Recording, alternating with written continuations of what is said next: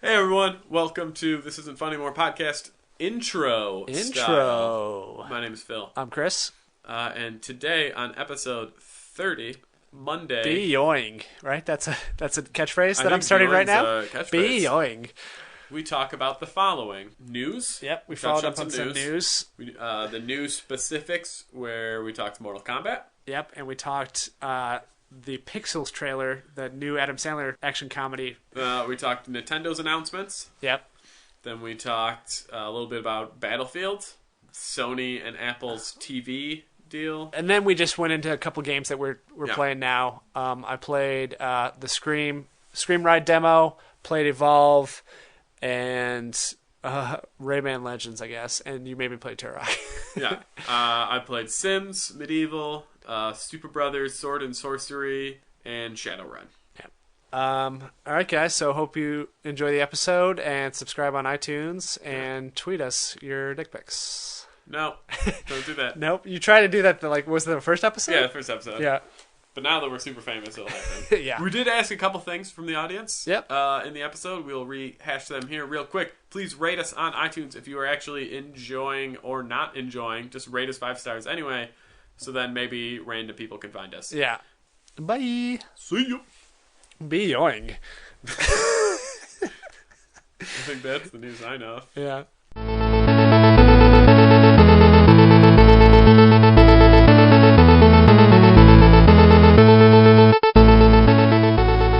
Space. We were looking at houses last week. Yeah. And there was a house that we went into. The kids had to have been maybe, I don't know, based on the pictures, like let's say like 15. Uh-huh. And they must have had parents that took care of them video game wise. Yeah. Because in the kid's bedroom, I didn't even care about the house. Right. You're like, this is my room.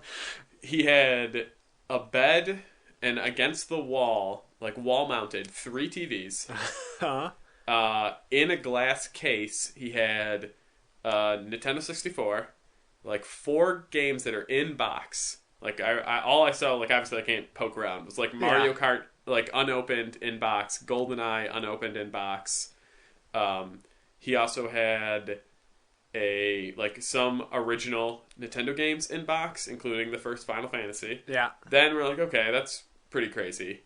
And Caitlin yells at me because she's like, stop focusing on the stuff that won't come with the house. Yeah. We go into the basement. They have a gutted out 2 arcade cabinets.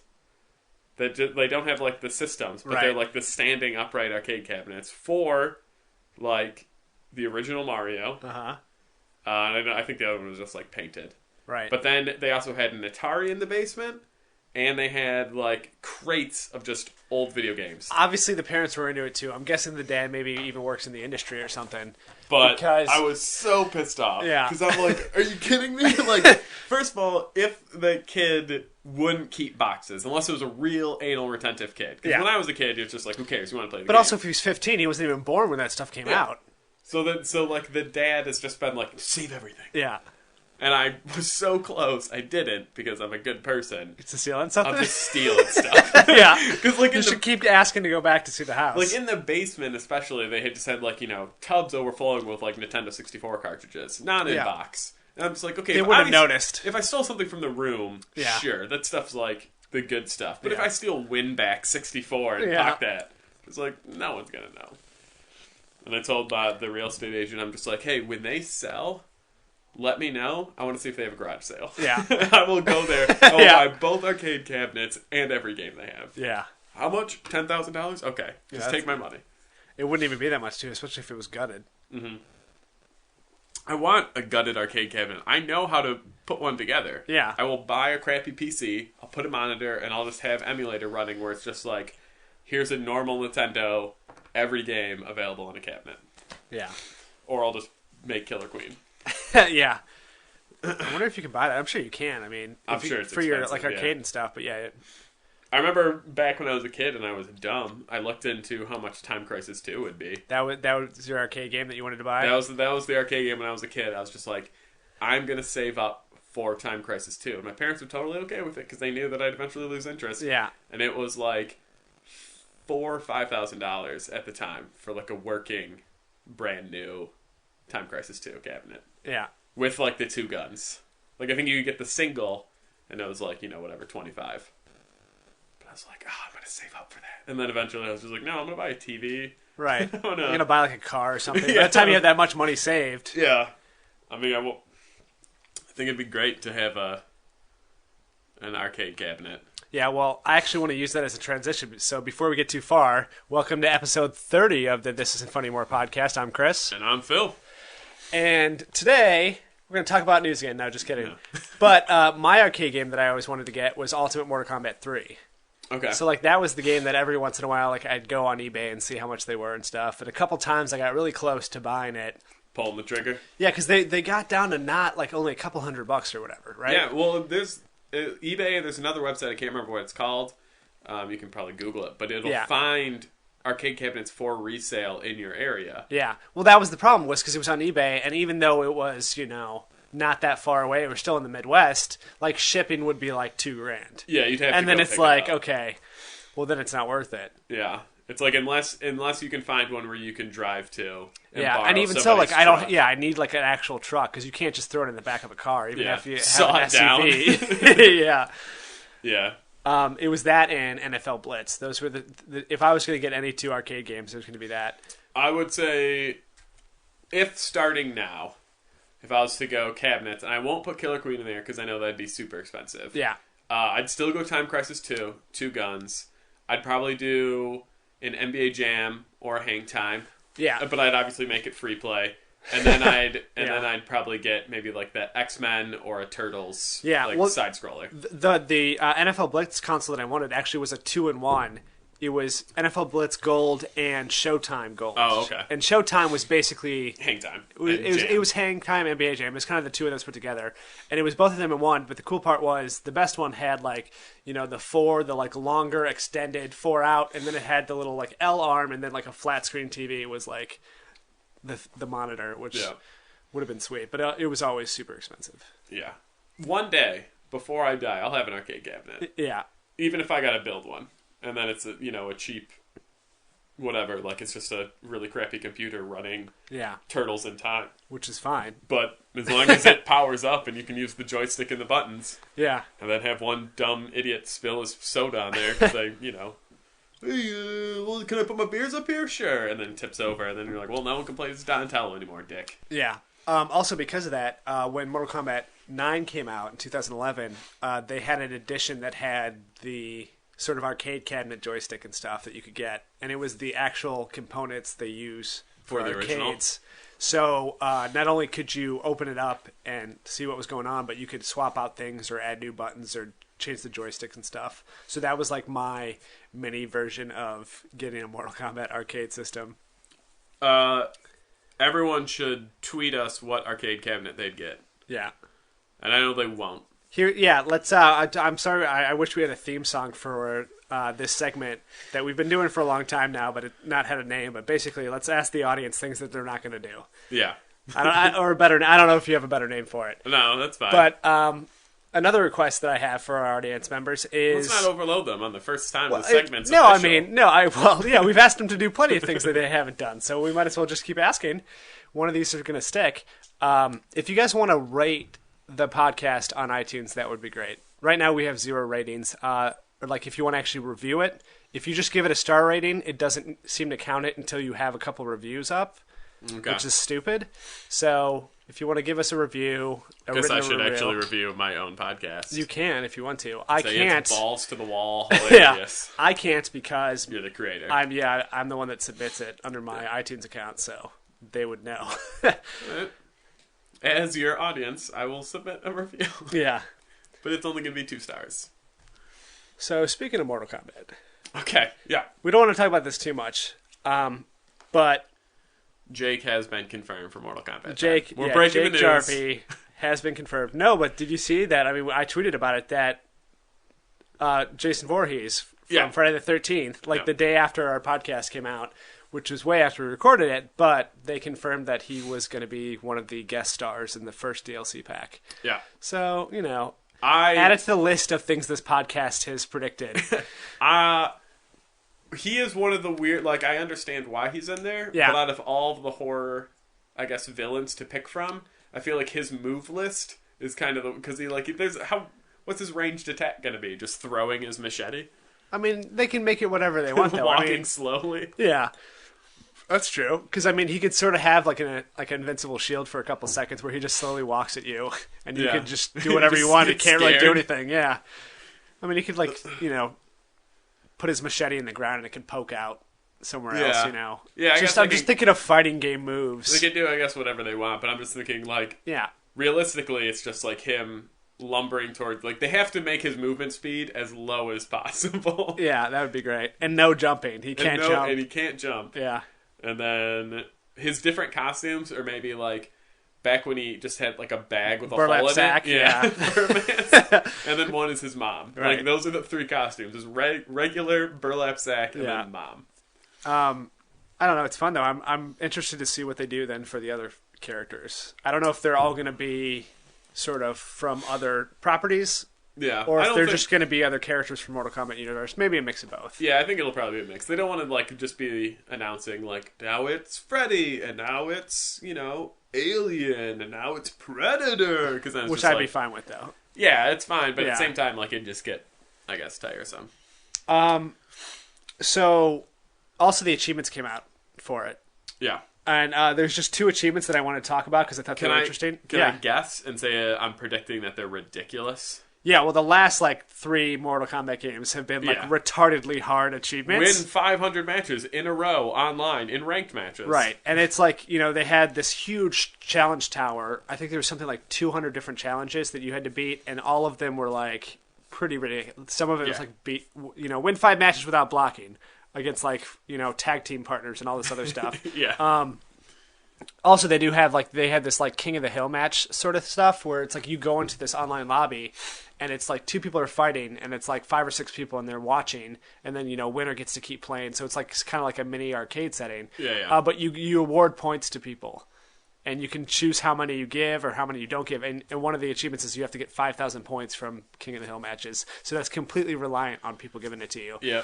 But that's not what I want to talk about. The 2 that I'm kind of interested in are called Only a Real Master, which is beat an opponent while they still have 90% health and you have less than 10% health. Okay. So I don't know how. I'm guessing there's got to be some sort of interactive level that you can still somehow kill somebody. There's got to be a move like those ultimate brutalities have got to just be like they can trigger whenever or something like that. Yeah, I mean, I don't know what it is. That's just one of the ones that I was like, I wonder what this is at. Yeah, yeah. And the other one is Harry Carey, or, however you want to pronounce it, where you have to do a impression of the broadcaster. No, I was going to say, that's the weirdest achievement ever. No, you have to play Will Ferrell and pretend to be Harry Carey. No, you have to kill yourself as Kotal Khan, who's like the Shere Khan character, but he's like a Aztec god. But you have to kill yourself as Kotal Khan for 1 round and still win the match. So apparently he has a move where he just kills himself. Sure. So I don't know the purpose of it or why, but just a couple things here and there on the list made me really interested of mechanics that are in the game. Yeah. And those 2 are some of them. I don't know, maybe the only thing I can think of for the killing yourself is that maybe there's a move, a special move that takes some of your health down. Because you see that in the side-scrolling games. Yeah. You press A and B together, you do a spin move, and every guy you hit, it chops away your life, so you can't use it so much. Yeah. Maybe you just get your health low enough that there's a move like that takes just a chunk away. Or maybe it's like a power-up or something. If you kill yourself, then you come back in the next round and you have twice amount of health or something. Yeah. Or Who special knows? moves. You will find out. I will find out. But one thing they did release, which I sort of talked to you before, but is the 7-minute story trailer. And if you don't mind, I kind of want you to watch it just so we can talk about it. Because we talked about the way they're integrating the story, and you said you weren't sure about it. Yeah. So I want you to watch this and maybe see if... I want to get your impressions of just that. Okay. Is that okay? Are we taking a pause? Yeah, we're taking a little bit of pause. Okay. We'll be back. They're cut-ups. Yeah. Oh, man. Wait, which one's Johnny Cage? Is he Johnny Cage? That guy, yeah. He doesn't look very old. No, I know, right? I thought his daughter was going to blow him, but then it turns out that's probably his daughter. Or is that That Sonya? girl, that's Sonya. Okay, then she might still blow him. Yeah. It's weird they actually stole the entire story from my game that I'm making. Yeah. And I kind of feel like I have a copyright issue. All right. So we are back now from our break. Yeah. I made you watch the 7-minute little Mortal Kombat story thing. Yeah. Now that you sort of have a better perspective of what it's going to be, what are your impressions of it? Same as going before not seeing it. Which are? I have no idea what they're doing.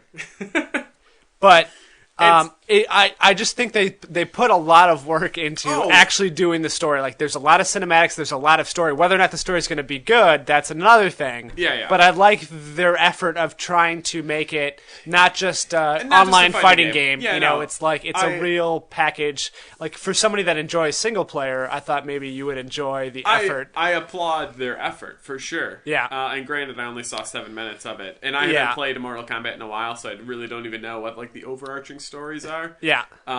So it's just like, yeah, that was a really cool cinematic to set up the two fights that we saw. Yeah. And so I'm on board in principle, but at the same time, like, if you were to now ask me, like, hey, so what's the story about up to that 7 minutes? I'd just be like, well, Johnny Cage is going to fight Raiden.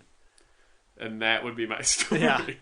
And that, at the same time, which is probably wrong. It's wrong, yeah. Could be accomplished in less than that. No, yeah, but that doesn't mean that it still won't be like a fun thing. See, my problem with that, what we saw so far, is one, I don't like Johnny Cage. I never liked Johnny Cage. He was always like an idiot. I know he's supposed to be like the cool douchebag. Yeah. And for whatever reason, they say he's a fan favorite.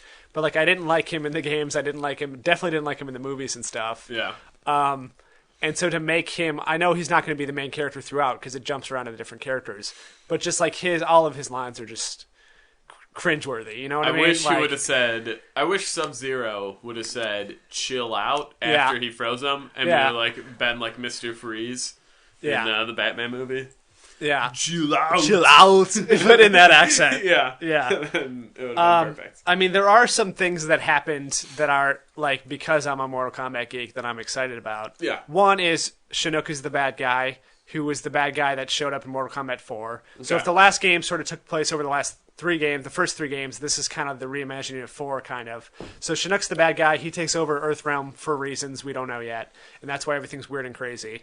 Like, that was supposedly on Earth, or I don't know where they were. Okay. Anyways, there were cities and planes, but Sub-Zero and Scorpion have always been mortal enemies. They've always been on the opposite side.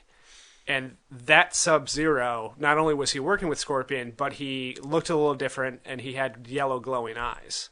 I think so. Yeah, I don't know. Story-wise, I think because Shinnok has the ability to resurrect people, because he's an old elder god. Dead, I think Sub-Zero. Because in the first game, Scorpion kills Sub-Zero, and he's dead. So in the second game, it's his brother that takes over as Sub-Zero, and the original Sub-Zero turns into Noob Saibot. Of course. So, Noob Saibot. Yeah, which is, Tobias and Boone backwards, the two guys that created the game. That's where that name comes from. Okay. Anyways, so I think Shinnok resurrected the original Sub-Zero and is controlling him, and that's why he's in this game. And I think there's going to be other people that died throughout the series that are now in it again and fighting for the bad side. Okay. Maybe, I don't know, and Liu Kang's dead also. So he died in like Deadly Alliance, I think, which was like the fifth, sixth game. Okay. Well, he was like always the main character for the most part, and he was the main character in the movies. And then they killed him. Then they just killed him at the opening cutscene of one of the games, which was a big deal. He came back later on as like a zombie, as like a secret character, the zombie Liu Kang. So I wonder if maybe Liu Kang's secretly in this game or something too. So I don't know. I'm excited for the story aspect of this game, even though it's going to be stupid. I know it's going to be stupid. It might not be though. But I mean, it could be good. Like, here's the thing, though. I think the huge difference is you're a big Mortal Kombat fan, so you know what you're supposed to know going in. Right. Me, I think the last Mortal Kombat game I actually played all the way through was MK2. Yeah. Otherwise, I've only done, like, versus mode in other Mortal Kombats. And I played versus DC. DC, which doesn't really count. That was like a side thing. So it's like, MK2 didn't have a story to me, because at least it did, but I don't remember. Yeah, you would have had to have read the text-based cards that either, if you're playing on the arcade machine, you had to sit there and let it cycle through everything, or you had to beat the game and then it tells you the ending. And you had to do all the endings to figure out which ones were real and which ones were not. So to me, I'm just like, oh, oh, Yeah. okay. Yeah. Like, I thought Sub-Zero was... I knew Sub-Zero and Scorpion were always enemies, but I was just like, okay, maybe in Right. 9 they became best friends and they went out for chili cheese dogs. Like, Right. who knows? But obviously you are excited about it because you have the Mortal Kombat history. Yeah. So... In a stupid, geeky way. Not in a way that I'm like, oh my god, this is going to be a good story that I'm going to tell people. No, but I mean, like, that, my whole life is being Yeah. stupid geeky. Like, I can tell you backwards and forwards, you know, like the Chrono Trigger chronological order of events, but it's not a good thing. I don't know. Just one more thing, I guess, before we move on from Mortal Kombat. Sure. But they announced a mobile companion game. Good. I think every game needs a mobile companion game now. Yeah. Because I definitely want to constantly be playing one. So I don't know how it's going to work, but it's supposedly a card-based game. You know, bored. Right up your alley, like Magic the Gathering. Yeah. So I'm kind of interested to see what that's going to be. Only because I told you that I've been playing the Evolve companion game. Here's the thing. I don't know if it's just a standalone thing. Like, hey, you can play this, do whatever. It won't be though. It'll be. You think it's going to get tied in like the Evolve one is? Even a minuscule amount. Even if it's just like, hey, there's 30 characters and 29 of them are available through the game, but the 30th one is through the mobile companion. Or you can like unlock skins. Yeah, or like, hey, you play a Sub-Zero enough in the mobile game, you can get these alternate costumes. There's going to be something. It's not going to be a need. It's not going to be like, to beat the final boss, you have to play through all this and the mobile companion app. But it'll be something. They won't just have like, here's a card battle, have fun. So how do you feel about that sort of integration? I don't like it. Even if it's not a necessity, it's just an added bonus. It really depends what they take away. If it's costumes, and that's it. It's just unlocking costumes. If I can't unlock any in the game and all of my costumes have to be mobile companion app, I'm a little upset. Of course. If it's just like, hey, do you want Sonya to be in a bra and underwear, play the mobile companion app, then I don't give a shit. Because, like, if she still has other costumes, and 4 people could technically pick her, and they're all different colors, like, even in the old games, whatever, I'm fine with it. It really just depends what's locked behind that wall. Like, Evolve, you said, was just you could level up faster. Which is fine, because then I can technically ignore it, then put it in there. Because it's like, I'll play the game and never worry about the mobile companion app. It'll take me longer, but I can still get what I want out of the game. If there's anything locked behind the mobile companion app, that's when I'm not a fan. Yeah, I mean, I totally agree with you, especially like on paper. Before I played any of these sort of companion games, I felt the same way. They're stupid. Why are they doing this? It's just like a money grab. Like, okay, they're going to do a free-to-play game just so you have to use microtransactions to pay $50 just to get one level up on the game. Yeah. But the Evolve one was really fun. It's a fun game on its own. I enjoy playing it. It also feels like Evolve as far as managing your hunters and the abilities, and you have to use them all together. And the reason I got it was because I got it before I got Evolve, and I just kind of wanted to play something. Yeah. Not even knowing that it was tied into your progress, that if you did well and used points, you could, help your Evolve character. I don't know. It's fun. It's fun, and I enjoy playing it. I don't think every game should do it. I only think it should be if it's done well and it doesn't put up those walls like you talked about. Yeah. But would you be interested in like a card-based fighting game? Like as a mobile app on its own, if it wasn't a licensed. If it's done well, I mean, here's my thing, and this will make me nerdier than normal. Yeah. I liked Magic the Gathering when I was a kid. I thought it had enough depth and strategy that I enjoyed playing it, and I have a card game for the 360 that I enjoy because it kind of has that depth and strategy. Is it Magic or is it something else? No, I have Magic and I have another game called Cold Step Saga, which is a card game. But I've tried a couple on the phone, but especially like the free to play ones, they're so shit because they're supposed to be here's your collectible card battle game. Yeah, but it's when you throw microtransactions into it, exactly because it's just like here's your default group of cards and they're shitty and everyone knows they're shitty and you can play the tutorial level and you'll be fine. But if you ever want to play past that, you're expected to buy cards. Yeah, and then it's just like, well, I'm already out because I didn't get this to actually start going to card shops. I was just like, if I'll play, once a week and every time I beat a boss I get a new pack of cards or something like that, okay, then I'm fine with that. So it'll be like, I'm fine with the idea of a card battle game, and if it's done well, great. Maybe I'd play it without it having Mortal Kombat. Yeah. But if it becomes a microtransaction thing where it's just like, here's Johnny Cage's card, and if you want Sonya's, you either have to play for 15 hours or you have to pay $1. Yeah. And then if you want Scorpion's, it's pay $2 or play for 50 hours. Then it's just like, okay, forget it. It's not worth it. Yeah. And just, I guess one other thing, because I can't stop talking about Mortal Kombat, is they've sort of changed, like, I always Are you having a Mortal Kombat release party? Yeah. I mean, seriously, if you want to come over the day it comes out so we can play it, because I know you're not allowed to play it. I'm not allowed to own it. Okay, yeah, so if you want to have a mandate where you can come over. Sure. But so I always sort of like the character models in the game. For the most part, they do a pretty cool job, and like they always, every year, every version, they have a new like Scorpion, and it always looks cool and different.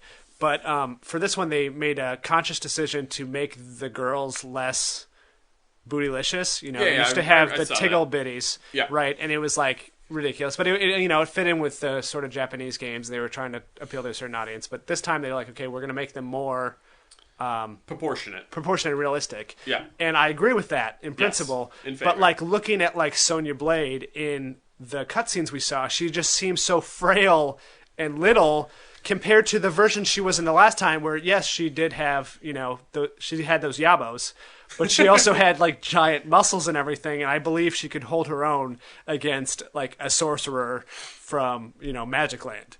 Okay. But now it's like, I don't know, like even in the cutscene she gets beat up really easily and gets knocked out, and like I don't know if she's going to be a fun playable character. Yeah, if she's like tiny and thin.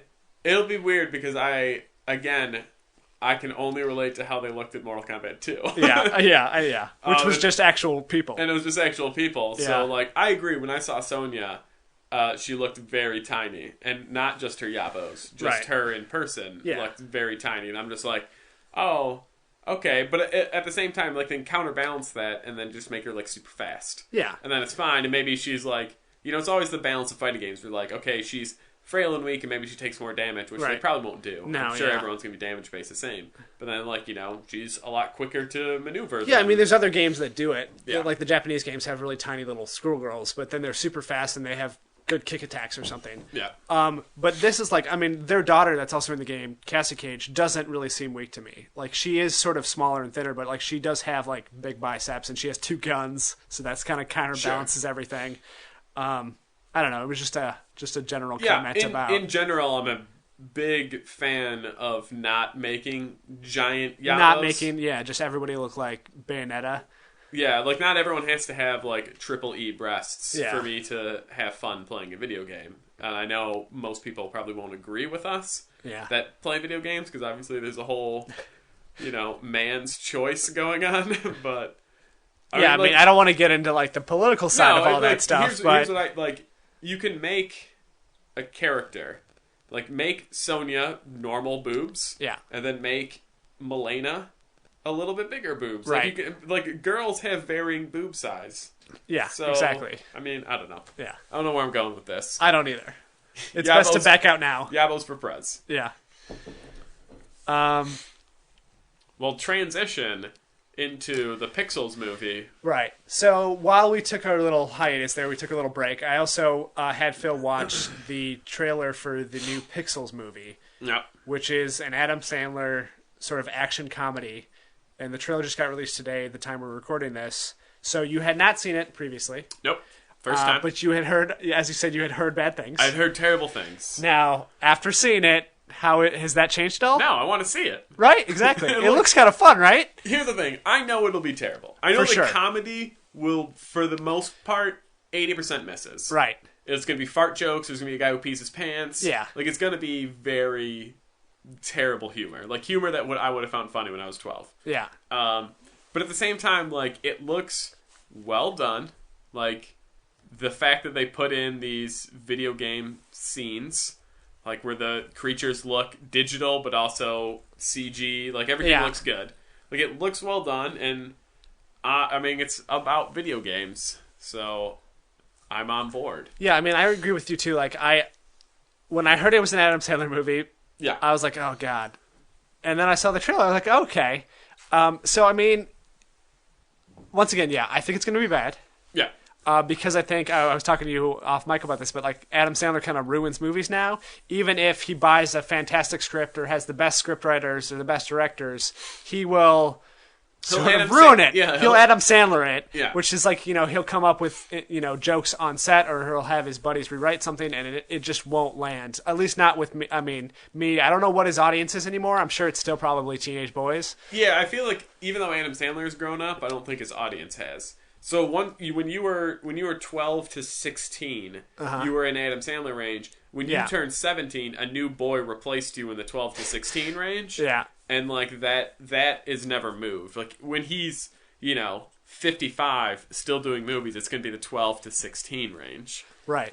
And like the way that I could sort of pitch this movie, I could pitch two separate movies, but both of which are true. One of which I can be like, okay, the director of this is Chris Columbus, who did like Home Alone and Mrs. Doubtfire, and even did the first two Harry Potter movies. So like he knows how to do comedy, he knows how to do action movies. Mm-hmm. So like that's why I think it looks good. Also, it's from like the writer of Happy Gilmore and Billy Madison and stuff. But he also wrote like Grown Ups 2 and some other Little Nicky. So you know what I mean? Like you could sort of pretend like, oh, this is going to be great because, but then you could use the same amount of information from those people and be like, oh, this is the guy that directed like, he did like Percy Jackson in one of those movies, which wasn't great. It was action. No. And he did Bicentennial Man, I saw that. Right. Yeah, no, I agree with you. It'll be so like it's definitely right now. If that's the only trailer I have to go on, it's a matinee at the show kind of situation, right? Or like I'll rent it, Yeah, like, or for sure, if I miss it in theater, then it's worth a rental. The story doesn't make any sense.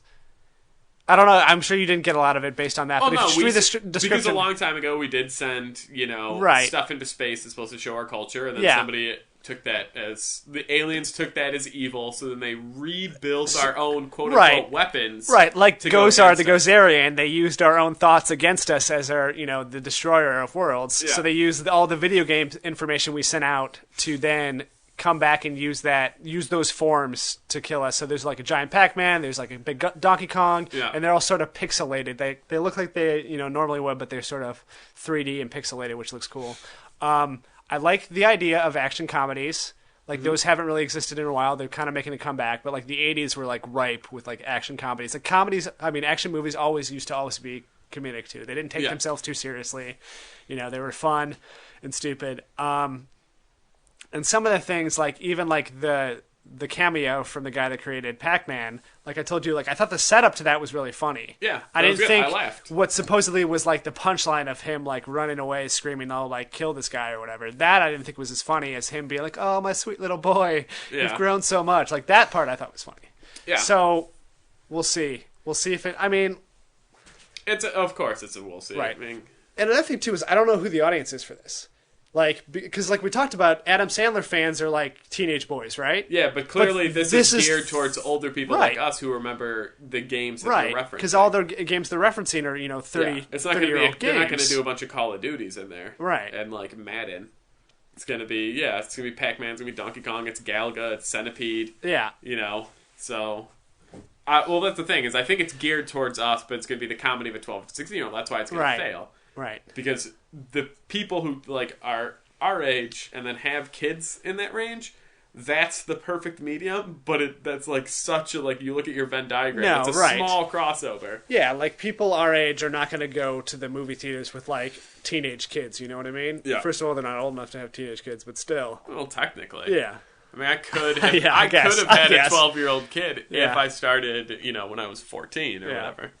I mean, I have plenty of news, but we don't want to make this another news episode. So I don't know if you want to throw some news out there, or I'll just hit a couple points. Well, I'll knock out two newses in one. Okay. News.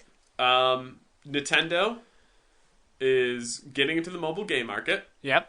They're using a company that is known for their pay-to-play. I don't have the name off the top of my head. Right. Came straight from work. Give me a break, people. But so they're finally getting into the mobile market. Yeah. And second news is they are getting closer to announcing their next console. Yeah, it's called the NX. Yeah, that's the code name for it right now is just NX, and probably Nintendo. It was probably Nintendo 10 Next or something like that. They're super great at naming things. We know that. I hope Dolphin makes an appearance. But this is like something we talked about a while ago on the podcast, which is when they sort of announced that, hey, we're working on another console, and we were like, why are you announcing it now? Yeah, we dismissed it, and we were like, this is a dumb well, move. we thought it was sort of a harmless announcement just to have an announcement. But it seems like they may be closer to releasing something than we previously thought. And so that begs the question. Obviously, this is all speculation. For sure. So of course, we're very great at predicting things. Yeah. But then the question is this an announcement for a console to basically wipe Wii U off the face of the earth? Yeah. Or is this an announcement for a new handheld? I don't think they would have treated it the way they have been if it was just a handheld. One, because the 3DS, the 2DS, all that stuff has been so strong for them that they just keep, giving Malibu Stacy a new hat and releasing it. Yeah. So they could be, but I feel like they would cannibalize their own market right now because they definitely own probably 99% of the... Yeah, but let's say they make, and I'm just playing devil's advocate. Yeah. Maybe they make, not a new Nintendo handheld that can now play little disc games or something like that. Maybe it can take your little GameCube discs, can play Pikmin, it can play Luigi's Mansion, something like that. And then it's just like, okay, you still have, we're still supporting both. Uh-huh. No matter what, they're screwing themselves over. Yeah. Because they haven't even finished all the Wii U games that they've announced. Right. So it's like, okay. And they actually sound pretty great. Yeah. Like, their lineup of Wii U games are probably stronger than any of the Wii stuff they ever came out with. Yeah. So it's like, if you announce a new console, then you're just like, hey, get our new console. Forget the fact that we still have Zelda coming and all these other great games that are coming to the Wii U. Just start worrying about this thing. And if you do a mobile, no matter what they do... If they were stronger with launches for the more recent stuff, I think they would be doing really well. Like, if the Wii U would have launched with, a Zelda, Mario, a Donkey Kong, everyone would have bought a Wii U and everybody would have already bought those games. So if they wanted to, 5 years later, be like, hey, we got a new console... That's fine. Then people would buy it again. Be like, okay, we're going to launch with Zelda. We're going to launch with these games. But they wasted 2 years of the Wii U. Yeah. And now it's just picking up steam, and they're already being like, we're cutting it. Yeah. We think. We don't know. Yeah. Who knows? Maybe this is going to be like their VR or something. Yeah, that's true. It could be Virtual Boy coming back. Yes. It's a Malibu Stacy new hat. They don't even change it. It's still just the red lines. No, it's blue now instead of red. It still gives you terrible migraines. I mean, obviously they didn't do any sort of research on it, but there's no way that you could play that for more than an hour and not start to go blind.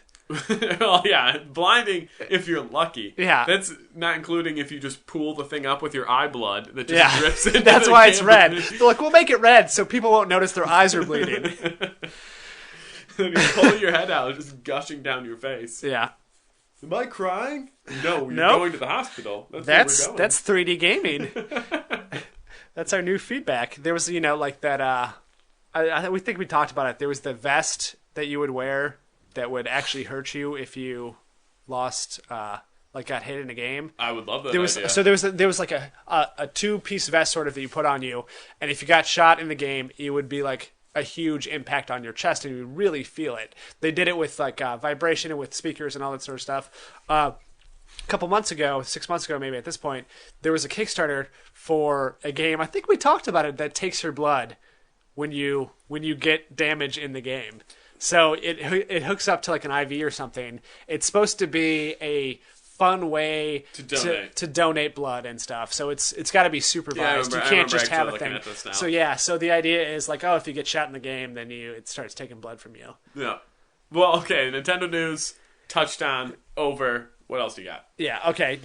I'll hit a couple things. We talked about this too. So Battlefield Hardline finally came out. After the infamous launch of Battlefield 4 that was riddled with server issues and bugs and all this stuff. Yeah. For the most part, it's been a very smooth launch for them, except they were attacked by a DDoS attack. So for a while yesterday when the game came out, you couldn't play online for a little bit. Yeah. So it wasn't any fault to the game, wasn't any fault to the people that made it or Microsoft or any of the consoles. It was just an asshole that took it upon himself to purposely know that all these people were expecting this game not to work out of the gate, and so he wanted to make sure. He wanted to make sure that was true. He had a bet. And so, of course, bad social media PR sort of flooded Twitter and Facebook and stuff about how Hardline isn't working either. Yeah. But then later they found out it wasn't their fault. Yeah, I mean, we could the amount of issues that are just some dick on the internet did this is it gets old, but at the same time it's not going to end anytime soon. Yeah, another sort of follow up to last week is, so I guess the whole Comcast blocking HBO Go may violate net neutrality. So now the FCC is looking into that, and they might get in trouble for what they did. They probably won't because they're such a huge corporation. Yeah. And what are they going to do? Fine them $100 billion? They're not going to, it's going to be like, $50,000 fine. They're like, okay. $100 billion won't even be it'll just be like, hey, you owe us $10,000. Yeah, exactly. And here's your change. Yeah. Yeah. I mean, good for them for actually doing something, but at the same time, like you said, Comcast isn't going to bat an eye. Because the only thing you can do is fine them. You can't just be like, you're out of business. Right, exactly. So it's just like, okay, they make quarters of billions of dollars every day. Yeah. Also, so EA has announced their new headliner for their golf franchise. Did you hear about this? Rory, was it McIlroy? Yeah. I don't know. Rory, Apple Computers. Rory, Apple Computers. No, Rory McIlroy. So they replaced Tiger Woods. This has been a sort of long time coming. Yeah. But so now their cover board, their franchise head is going to be Rory McIlroy. It's the PGA Tour Golf. But so I mean that's kind of news, Yeah. I don't really play those games. I mean, I hear that they're all great. But yeah. At the same time, I'm not a big enough golf fan to ever care. Right. It'd be to me that's a game that's just like I'd rent it if I had friends coming over and we wanted to just play a quick 9-hole. Yeah. That's what I think the kids are calling it. Yeah, quick 9-hole. But I would never own one or play. I loved Outlaw Golf, though. Yeah. It's the weird... I liked it a lot. I liked Outlaw Golf a lot, and that's why I sort of like Power Style Golf. Not as much, but it's... I like the fun, crazy, super powery golf things. Yeah, it's more fun. Yeah. I don't want just perfect shot. Right, I got to read the greens for 6 hours and ask my caddy what to do and test the wind. Just want to shoot it and then just it didn't work? Okay, I'm going to use magnets to trick the ball into moving. And one other small thing is, so the Toe Jam and Earl Kickstarter is...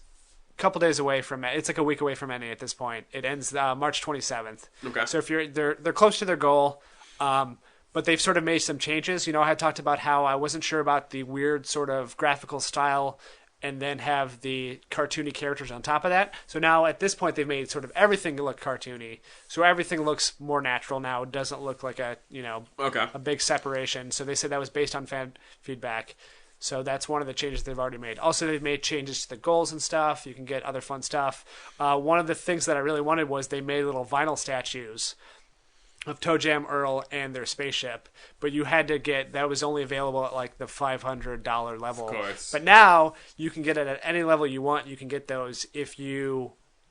promise you'll pledge $500 later? No, you'd be like, okay, I'll get, I want to get the $15 version, which is, the game and some other stuff, but I also want this. So you get that, plus you pay an extra $35-$40 just for the vinyl statues, which is, I think that's a good idea. Yeah. Because certainly they're still making money on the statues because that's more than they're worth, but you can get it. You don't have to pay $1,000 just because you want to get those statues. Yeah, then I feel like that's a terrible bonus, though, at $500. If you could you get a shit ton of stuff, too. It's not the only thing you get when you get to those tiers. Yeah. Okay. Yeah. Cool. Also, they release stretch goals, which are pretty far away from what they're actually at right now. But it's for them to release it on PlayStation 4 and Xbox One. So hopefully they get to that. I don't think they will though. But anyways, who knows? Then just two other small things. We don't really have to get into it much. Sure. But today the Tales from the Borderland Episode 2 was released. Yep. Have not played it yet. I really want to though. And I've heard really good things. Heard it's really funny. Heard it might not be as long as the first episode, but it still makes up for it in other ways. Also, they teased Game of Thrones Episode 3, which apparently is going to have dragons because there's a big dragon in that screenshot they used. So, and Life is Strange episode 2 comes out this month. I think it already did. Or at least they released the achievements. Maybe it hasn't actually officially come out yet. Yeah, I think last I checked it was right. still. And, I mean, and the end, I guess, of the Resident Evil Revelations 2 did come out. And I've heard nothing but bad things. It's Same like here. Pixels of the movie. Yeah. What do you think they're going to do? You think they're going to do Pixels of the movie, the game? They don't have the rights to all those things. It would just be, it'd just be like Super Nintendo games. Yeah. I do have the tiniest bit of news. Okay. Sony and Apple are entering the TV market. Sony Vue, V-U-E, and then the Apple TV, which has been around forever. Yeah. But in our last week's conversation, where we just made fun of Comcast and AT&T... I mean, I think you just did. I didn't. I want to... Yeah, at some point, I've worked for NBC, and hopefully I'll work for them or Universal again, so but, it was all Phil. It would be great if both of those actually become... power players, because then it kind of forces it breaks up a monopoly. Yeah, I hope they have a share in the market, but I don't hope they take over everything. No, I don't want Comcast and AT&T to eventually just become Sony and Apple, and then we're in the same situation. I want it to be like, as a bargaining chip, hey, I don't want to pay $3,000 a month for your goddamn TV, Comcast. Right. I will go to the $40 a month for Sony and just not get like 4 channels that you own. I agree with you as far as breaking up the sort of monopoly that exists right now. But the problem is Apple in itself is kind of a monopoly in all these other fields. Yeah. So I feel like if they do get a stronghold, they're just going to destroy everything else. Yeah. So it's like... But if they don't change their price every 2 weeks, I'm okay with them becoming the monopoly. Yeah. Like every month the Comcast bill has changed and it's gone up. Yeah. Like, because of... reasons. Water in the sky. Yeah, it was really windy this year, so we had to charge you for the cable. $15, because the cable hates the water. Yeah. Okay, just fuck off. Well, my girlfriend's house too. It's anytime there's rain or snow or anything, the weather's bad, the cable goes out. And I was like, that's the one selling point of having cable over a satellite is you can't get affected by the weather. But there's a light drizzle out and channels start dropping. It's what? I don't understand what's happening. Yeah, I think you might want to look into that. No, because they have the worst. They have the worst customer service. They've been rated the worst company and the worst customer service for 15 years now. They are the EA of they don't care. Other companies. They don't care, and because they're at the top. So they're like, F you, we don't care. Yeah, what are you gonna do? You one person, you gonna cancel? I don't give a shit. Yeah. Here, we'll let you cancel. yeah, we've gone ahead and canceled that for you. yeah. We're not even gonna try and keep you. No. You're gone. Yeah. You know, keep the remote. We don't care. Yeah, we've already charged your account for that, so go ahead and keep it. You've already overpaid for that remote. It's yours. But not the batteries. The batteries are ours. The batteries are ours. Especially Sony and stuff, they put their own brand of batteries and stuff. So we are we have a tracking number on that, so go ahead and send those back. Yeah, here's your package. All right, so do you want to transition into some games you've been playing? Sure. Now, I don't know if you remember, but last episode you talked about you had this real issue that you wanted to talk about, and then I sort of cut you off because I'm like, we'll get to that later. Yeah, that sounds and then we like talked a real about issue. news for 2 hours. Sure. I mean, I have been in and I kind of tweeted about it. I've been in a real nostalgia bend, and I can trace it back to its roots. Okay. Take us through the step by step. Sure. A long time ago, I mentioned that I was working on a game. Mm-hmm. I put it down for the longest time. Could not be bothered. I don't know why. I just gave up. And then all of a sudden, something triggered in my brain, and I'm just I want to get back into this. So I was working hardcore on it. Putting more time. Full-time penny? Is that what you mean by hardcore? Yeah, I was full-time pennying. Okay. Caitlin was at work. I think I literally sat in front of my computer for 6 straight hours without getting up, just working on it. And I'm just man, I really enjoy this. And the program that does it basically makes Super Nintendo games. Yeah. So then working with that, working with sprites, working with the Super Nintendo music and sound effects and all that stuff just made me get a hankering for the old days. So then I was just oh man, I just want to, now I want to play, Legend of Zelda, Link to the Past, pop that in, and like, as opposed to during Very my normal gaming time. title. Yeah, and so I'd play that, like, Caitlin would, when it was her turn, we had like a mandatory Caitlin game night. Yeah. When it was her turn, she continued, I'm making her play through Chrono Trigger, so without me even suggesting it. I'm assuming that the mandatory was on your part. The mandatory, like, I want you to play through this game. Okay, yeah. But when Monday comes, like, she can pick other games. Because she has Grim Fandango going, she has Chrono Trigger, she has The Sims. And I'm assuming, does she watch you play them and then also play them, or are those games she hasn't watched you play? She hasn't watched me play. Okay. Chrono Trigger most of the time, doing your own secretly under your blankets. Shame. Yeah. Grim Fandango, we're just playing through the one time together. So yeah, for the most part, like, she doesn't watch me play and then she plays. But then so like she played Chrono Trigger, and then like I'd get some free time and I'd work on my game and I'd be like, okay, I want to play some Final Fantasy again. And so I've just been like, besides we played some Turok not too long ago. Oh, God. But yeah, add that to the list. But besides that, I've just really been, like, living in the past. And part of me, the very old man in me, is just like... You gotta get that removed. It's just like, why do I want to move on? Like, and here's my thing, right? And I know you can criticize me for it, and that's fine, and everyone can. Yeah. It's just like... It's like one of those things, like, I'm happy here. Why should I leave... this warm space? Space. Like, I'm enjoying... Like, I was thinking, I was just like...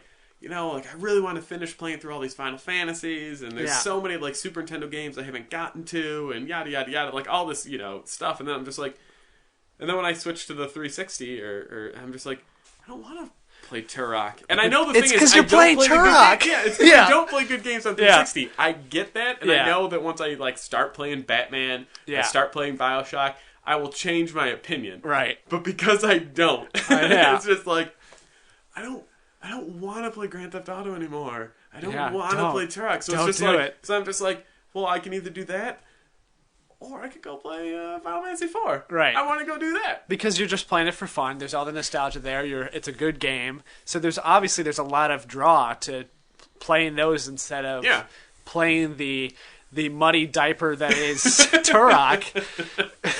That's a good... Yeah. I wish that's what it was called. Oh, yeah. Turok, muddy diaper. Well, I told you, because you made me play this stupid game. Like, I've owned it probably since it came out, maybe 9 years ago. I mean, I don't know. I loved all the Nintendo 64 versions of the game, so I couldn't wait to get this.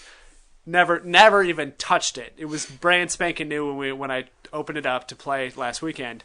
And I had been going from playing Evolve to that, which, it's kind of the same game as far as, jungle, there's creatures that are attacking you, plus there's also soldiers and all this stuff. But anyways, you go from the next gen CryEngine Evolve to something that looks like, you gave a baby Indian food.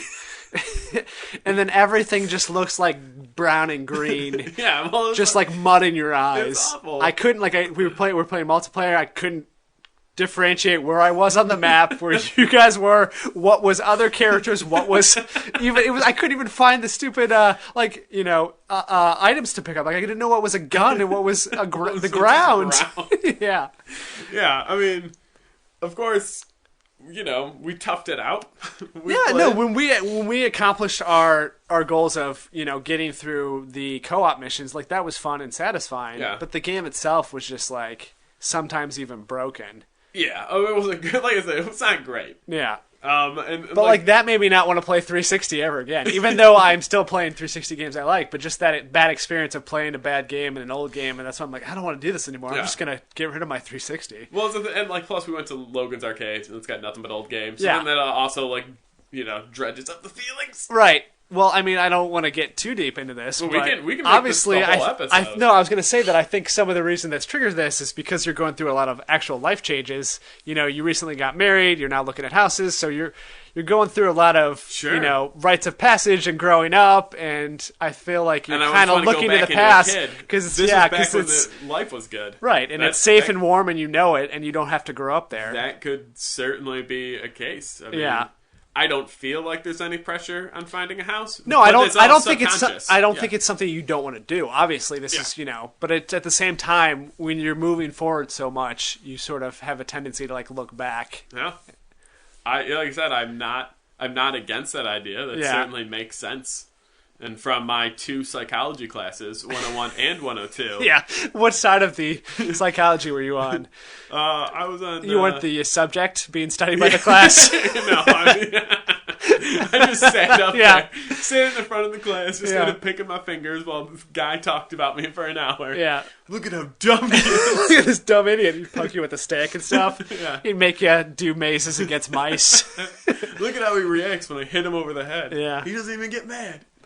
Yeah, so I don't know. What I really think it is it just comes back to like the working on the game. Yeah.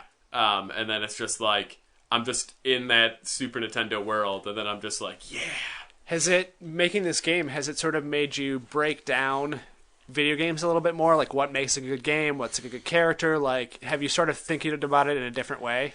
Yeah, for sure. I mean, there's definitely like, I'm doing a lot of the behind the scenes, like, scripting and all that kind of stuff right now, and it's definitely, you really have to think about like every little nuance that you don't think about when you're just playing a game. It's just like, especially obviously you have to, like if I'm looking at like Final Fantasy IV and my game, which I guess will be the closest comparisons. Right, yeah, I think everybody can already agree that this is basically on par with Final Fantasy. Well, I can't think of a terrible Super Nintendo RPG, but so it's just like you have to look like, okay, in this game, you know, you walk to a certain spot and an event triggers, and then you're like, okay, if I'm going to replicate that, how do I get that to work? And you're just like, okay, I have to set all these like, you know, I have to have this in my party, and I got to do this, and I got to make the coding where it's just like, you have to step on this step, but what if I go around that step? Like, it's all these like checks and balances, because you have to write 10,000 different you have to variations. account for a player that you don't know who's going to be controlling it. Yeah. So it's just like, obviously if I make the game and then I go play it, I go, well, I got to step on this stone. Well, this is what you're supposed to do, right, yeah. But if I hand it over and, you know, Caitlin, who isn't watching me make the game, and I'm just like, hey, play this part, I want to see how you do. And she just, you know, zigzags or does something, and I'm just like, oh, you weren't supposed to get here, so you just have to account for, like... Yeah, and I think, I mean, there's a real thin line that you have to walk when you're making a game of showing people what they're supposed to do without holding their hand. Yeah. Like, you don't want to have a big, giant sign that has an arrow of where you're supposed to go, but at the same time, you can't just have a room of doors, you know? Yeah. Like, yeah, I mean, I think the biggest thing is I've started doing some mapping, where, you know, you have to essentially build the screen. And so, like, the first, you know, one I did was, like, the overworld. The big open map, here's all the islands, here's all things connect. And you think about it and just, like, you don't want to set somebody in the middle and just expect them to find their way. Because you can go, well, you know, north, south, east, west, and all of these take you to maybe different towns, different dungeons, whatever it is. You don't want to do that because it's just, like, immediately, like, someone like you or Jake, who probably isn't a big RPG, you know, history buff like me, you might go into one and you're just like, this is super hard, I quit, because you went the wrong direction kind of situation. Right, I mean, I wouldn't do that, but I know what you're saying. Yeah, but so then you kind of have to like, well, I kind of have to make it linear, but I don't want to make it like a straight line. Like, I don't want to be like, this town is a direct straight line, like mountains on both sides. You gotta do A and then B and then C. Yeah. So it's kind of like you really, I don't think about that until, like I said, like I started kind of playing Final Fantasy IV, going back to it as kind of like a reference point, just being like, how do they handle this? Because I want to do something similar. X. Yeah. And it's, you know, crazy, because I think, like, I'm making a lot of progress, and then you go, like, I am not making a lot of progress. Well, it's like making a stop motion. Like, you'll spend 8 hours, and it, you know, comes out to like 8 seconds if you're lucky of actual time. Like, I think all I have completed that I'm like 99% happy with is like the battle system. Okay, I figured out... Which is important. Yeah, I figured out the battle system, but just like, okay, I still got to like figure out all of my characters. You know, I have on my desktop, I have different folders where I'm like, okay, here's all the characters that I kind of planned out in my mind. Here's the skills they're gonna have. Here's their little bio, whatever it is, and here's like my rough. Here's what the story's gonna be. Yeah. But at the same time, like as I start making it, it's just like, oh, I can't do that. I can't do that. Oh, like this is too difficult, and then you have to change things on the fly. But it's just like, yeah, battles I got. But if you're just like, hey, how's that plot coming? Yeah. Yeah. And also, it seemed like, based on what you had told us earlier, that it's a really ambitious, branching decision storyline. Yeah, I mean, what I wanted to do is, especially like the old school games, and then we can talk about my games. Is that it's like you get 4 or 5 characters, and then you go through this whole game, and then maybe a character dies and you replace them, but it's always kind of like 4 or 5. What I wanted to do initially is it's still kind of like you get 4 or 5. But I want you to pick from like 20. I want there to be like 20 characters. And then, so if you play it, and Caitlin plays it, and Jake plays it, and Chris too play it, maybe you don't all pick the same 4 or 5 characters. Maybe you all pick, 4 or 5 different characters. And that, I want each experience to be unique enough. Now, I mean, how are you approaching this? Are you trying to make each step? Or are you like, okay, I want to make 20 characters now, and then I'm going to do... No. Or you've been like, okay, I'm going to create 4 characters right now. I'm going to map out the entire story for these 4 characters.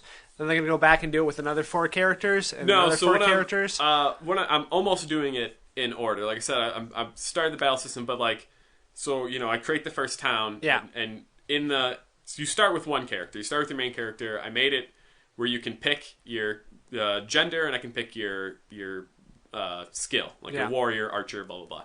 So then you pick that and you go into the first town, whatever, the story happens, and you go into the first like tavern, and there's X amount of characters that can join you in that tavern. But like I made it so like if you take this character, that maybe character B doesn't want to work with them, so that kind of negates that one. And so like you go and you talk to somebody, but then like, so that's how I'm setting the framework. So in the beginning it's real easy because I'm setting the framework for a possible of 2 characters. Yeah.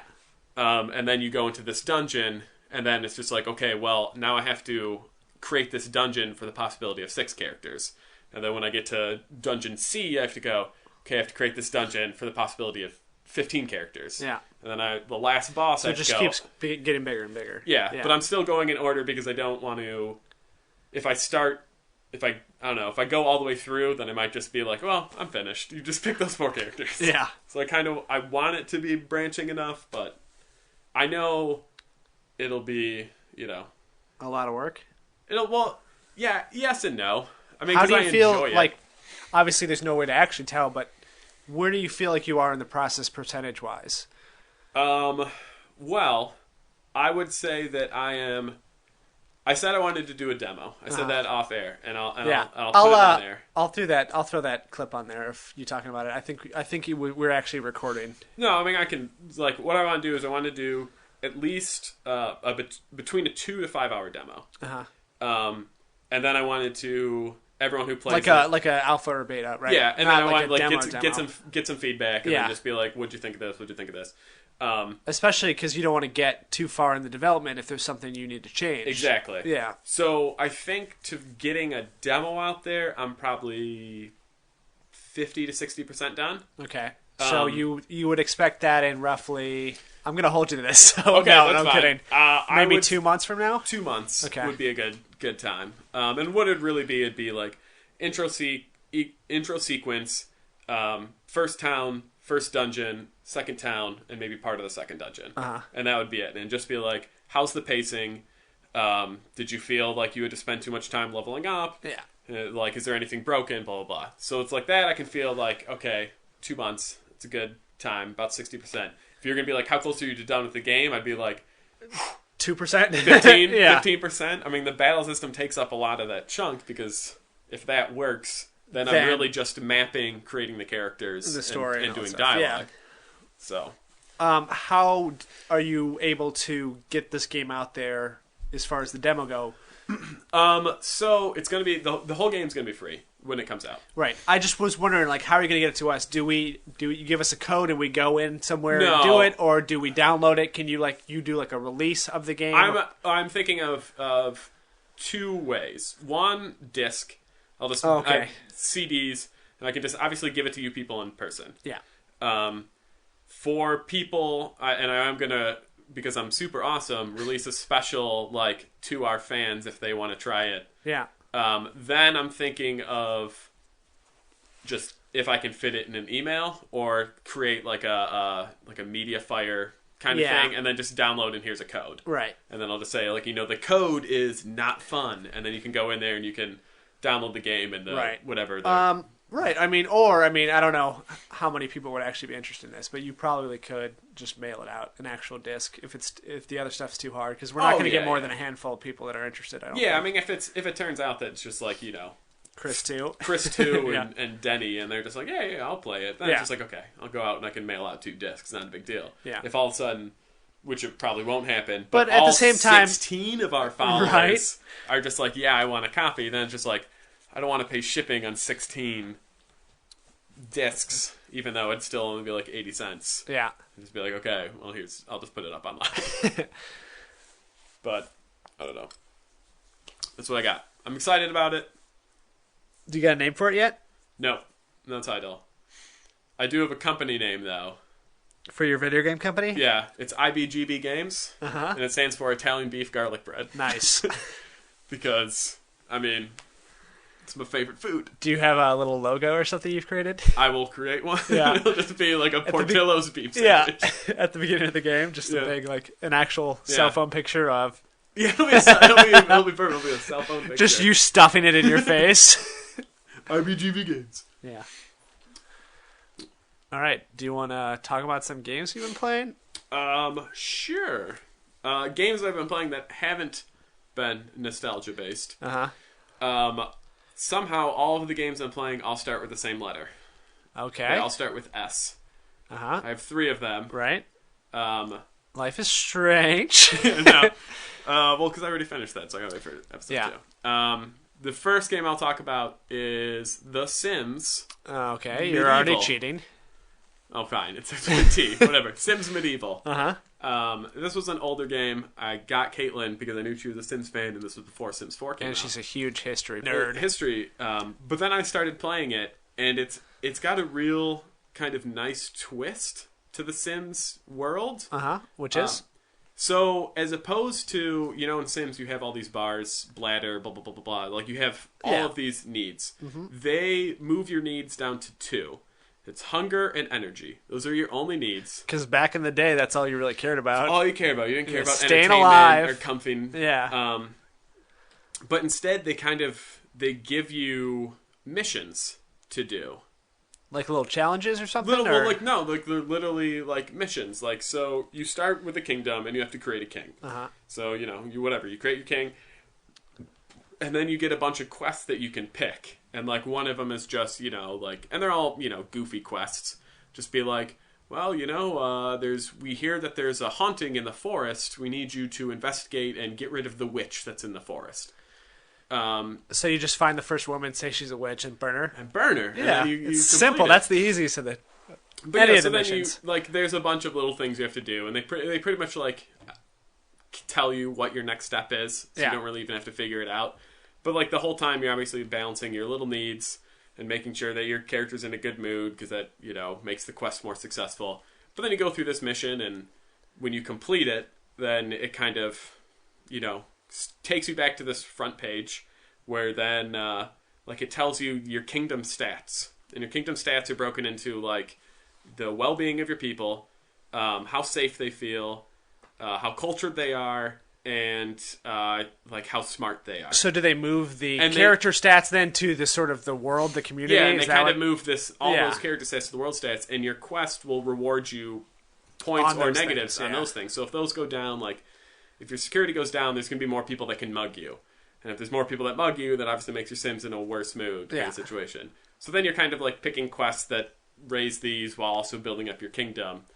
So it's very Simsy in terms of like how you play, but at the same time, it kind of gives you a nice alternative to just like live forever. Right. It seems like it's a little bit more of a sort of a video gamey Yeah. spin on it, unlike The Sims, which was, just managing people's needs. Yeah. Now it's more like, hey, you sort of have things to do, and it's a bigger world.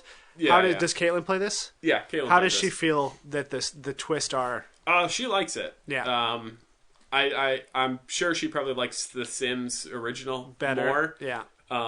But like you can still, like we said, like you make all of your people. Like every time you buy a building, you have to make somebody to operate that building. Yeah. So it's like, yeah, she made like, Caitlin's the queen in her town, and I'm a knight, and you're a blacksmith, and Jake's a priest, and all, so she makes all these people that she wants. And then like they still, when you're not controlling them, they're still in the world. Because you only control the hero that the quest is under. I don't know. It's tough to explain. But then so it's like it's still like Simsy, where it's just like, oh, I want Chris to be my friend. Or, I want to fall in love with Phil, or kind of situation. So it's still like that Sims, but at the same time, like it's still kind of telling you like, hey, you need to go do something. Like if you dawdle too long, like you just start like losing points. Yeah, you can't just hang around your one little house staring at the baby all day trying to feed it whenever it needs to and just sitting there otherwise, right? Yeah, it's just like so like with a quest with like the witch in the forest, like if you spend like 3 days, you're just like, no, I'm gonna collect taxes, and I'm gonna go fight some people, and I'm gonna go pick flowers. Then all of a sudden the game's just like, shit's getting bad over there. Yeah, like your stuff starts to drop. A lot of people are getting mugged. Yeah, a lot of people are I don't dying. want to throw the R word around, but people are getting pillaged. Yeah, people are getting pillaged and something. So I don't know. It's a nice twist, in my opinion, that I know they'll never do again. Well, because that game did come out a while ago, right? Yeah, it's not. And they haven't made a sequel. It's just the newest one on Steam, because obviously Sims 4 is. I just feel like if they wanted to, they probably would have already made a sequel. They came out with an expansion for it, where you can now be pirates. Oh, okay. That's interesting. Did you get that? We did, but we haven't done it yet because you haven't done the main game or something. Yeah. The main game comes first. I don't know. That's what I got. Yeah. I don't know. I don't really have games that I want to talk about. Okay. So you can talk about games you don't want to talk about. I'll just briefly say, Turok is great. Turok is the best game I've ever played. So like I mentioned before, I got Evolve for my birthday. I've been playing that. I've been successfully playing it by myself, either literally by myself with AI characters, or with cooperatively with everybody else as hunters fighting the monster or whatever. So I'm seeing if I can complete the game without ever actually playing. With randos as a monster. Okay. I actually did play maybe 1 or 2 matches partially because, for whatever reason, the matchmaking system I was in was sort of throwing me in the wrong games. Okay. But then when I backed out, it was all fine. So I did sort of technically play a human monster once, but we beat him really quickly. So you're like, take that. I'm 1-0 and I'll never play again. Yeah. But I technically you don't need that for any of the achievements. I still think I might have to boost 1 or 2 achievements. There was maybe 5 that I thought was gonna definitely require a boost, and I've gotten a couple of those already. So they might just come naturally. I don't know. But I'm having fun. Like a lot of people have knocked the progression system, the one that I sort of talked about. Like, oh, you got to get complete everything before you move on. I think it sounded good though, because like we talked about, where it forces you to learn your character as opposed to one guy who's like, I'm really great with a sniper rifle and I'm never going to do anything else. Right. But I'm having fun with that system because it's forcing me to learn how to play each character. It's forcing me to play all the characters and mix it up and do different stuff. And it makes me feel like every time I play, I'm actually working towards something. Mm-hmm. So even if I've gotten the majority of the achievements, or I've played this game type 25 times, so I'm not going to get that achievement. I'm still always working towards the characters, my characters, maxing out those characters. So like it's really given the game longevity for me at least. Yeah, I mean, there's like that system where not even just Evolve, but that feeling where you're always making progress every time you play is so great, because then you feel like you're not just wasting any time. I mean, that was like when I was playing Rogue Legacy, where it's just like everything was just obviously collecting coins to buy upgrades, but it's just like, even if I don't make it to a head boss and I die, the fact that I can buy at least one health upgrade is just like, I'm always making progress. Right. So it's like, for you, in Evolved, it's like, yeah, maybe you didn't get that win 25 game types because you already had it, but even just getting like 2 pistol kills, it's slowly making the progress. Yeah, and I mean, the games that I found that I've liked the best over the last couple of years are games that set short-term and long-term goals. So I always have something that I'm focused on, that I'm doing, match to match, but also I have the overarching progress that I'm working towards. So even like that's why I think Destiny does that pretty well for the most part. Like either if it's just giving you, daily and weekly things to do, plus giving you new bounties and challenges all the time, you always feel like, oh, I can do something. So yeah, I mean that's about it, I guess. Okay. For Evolve. But I like it more now than I certainly did in the alpha, and I even like it a little bit more than I did in the beta. Yeah. So the more I play it, the more I like it. Good. Then it was worth it. It wasn't a game that, I mean, granted you got it for your birthday. I got it I didn't actually pay for it, so it was definitely worth it. Yeah. But I do not regret at all playing this game. Yeah. But like if it's just like, oh man, I'm sad I got this for my birthday when I could have gotten this. Like you're still enjoying Evolve. It's not a game that you played under a different profile for 10 minutes and then you're like, yeah, I'm glad I didn't pay for this. Yeah. That's good. My other S game is a game called Shadowrun. Not the Xbox 360 multiplayer only Shadowrun. No. But Which is one of your favorite games ever. I love that game. Yeah. I mean, just constantly playing games. Right. To 8 people or more to make any progress. It's pretty easy to get. Anyway, it's kind of a isometric...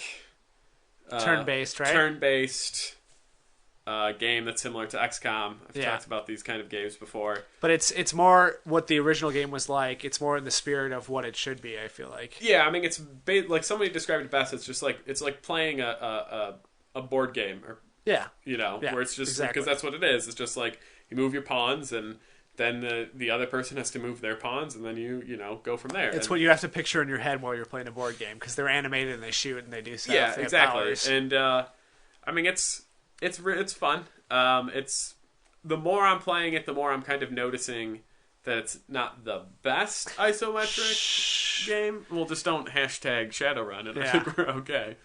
But it's certainly still fun. Like there's this huge, like crafting your character. Like there's a lot of options. There's a lot of different ways you can kind of play this game. Like there's like 6 or 7 different races, and then out of all those races there's 6 or 7 different jobs, so it's like you only make one character, and then that's kind of how your gonna play style is gonna be. But I mean, it's got it's graphically, because it's like the camera is so far up and back, it's not awe-inspiring. No, and also I'm pretty sure it was the result of a Kickstarter. Yeah, it was a Kickstarter game. Yeah, they didn't have a lot of money.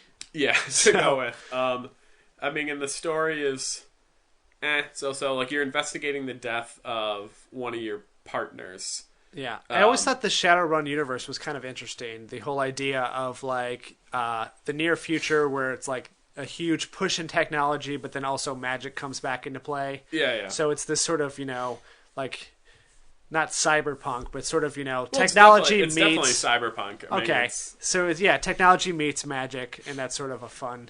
Yeah. Because I don't like all those sort of games, it's like I don't want to always have to play in, like, medieval times. Yeah, it's like when I'm playing as a troll, I don't want it to just be, Yeah, I want a troll that has, like, a laser eye and, like, a tablet, I don't want to just be like, oh, I have a battle axe and I have to run through fields. Yeah. Yeah, I mean, it's definitely, like, the world's, obviously, like you said, it's, like, future, like, the kind of powers you get can kind of relay that. Like my troll, I made it very techy, where it's just like I can like essentially like punch into, I guess, the Matrix. Yeah, but it's just like then I can control like turrets and drones and stuff like that during the battle, so I can kind of use those as helpers or just shut them down if the opponent's using them.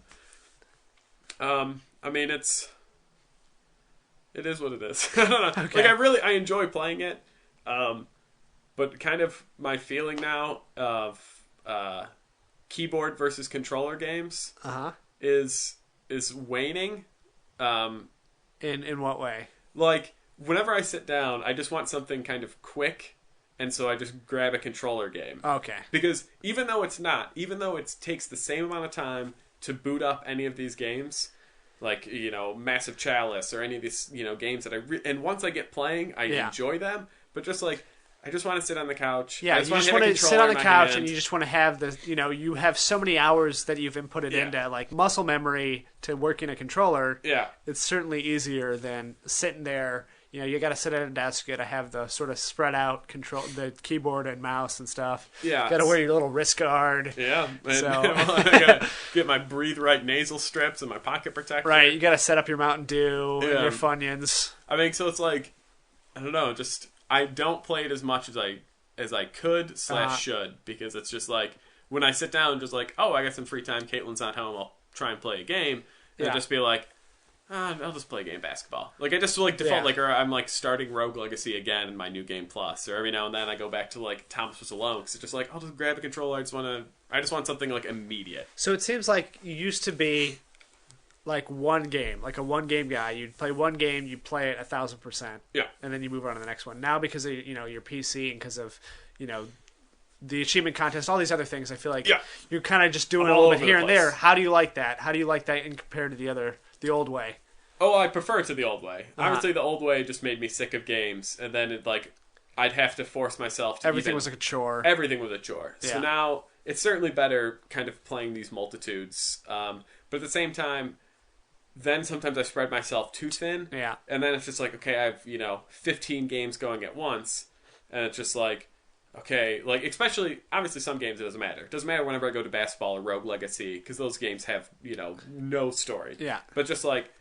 Then I click into games that are kind of similar, like Massive Chalice and Shadowrun are both these isometric board game type of games. So it's just like, okay, where was I in this one compared to this one kind of situation.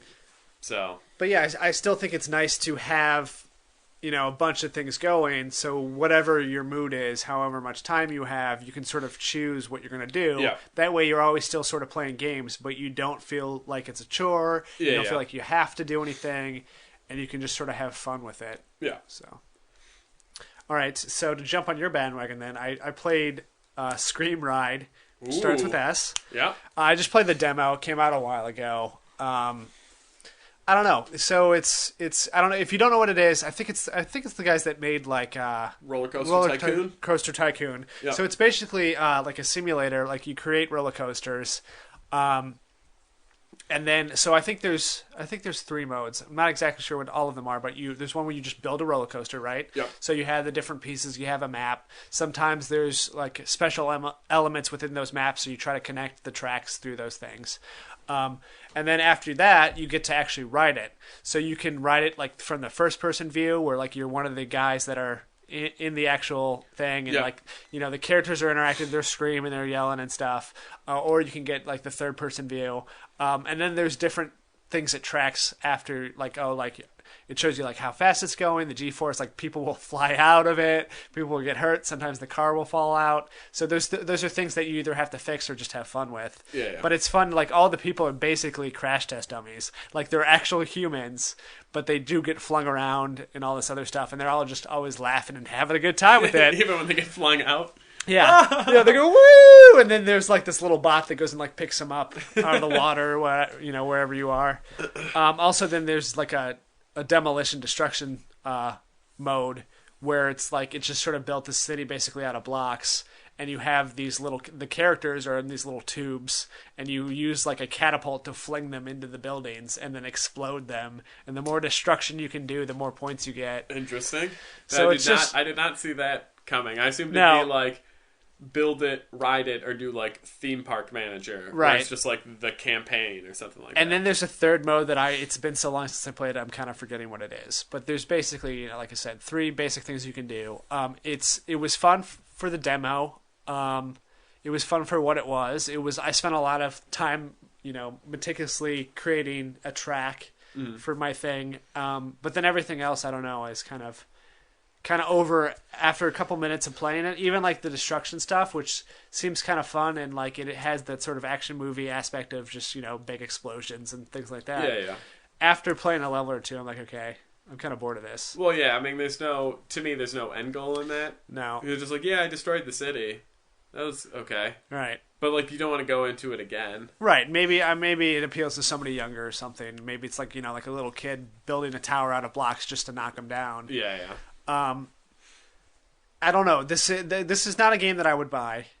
I would prefer more of a roller coaster tycoon, or where I get to manage the entire park. Yeah.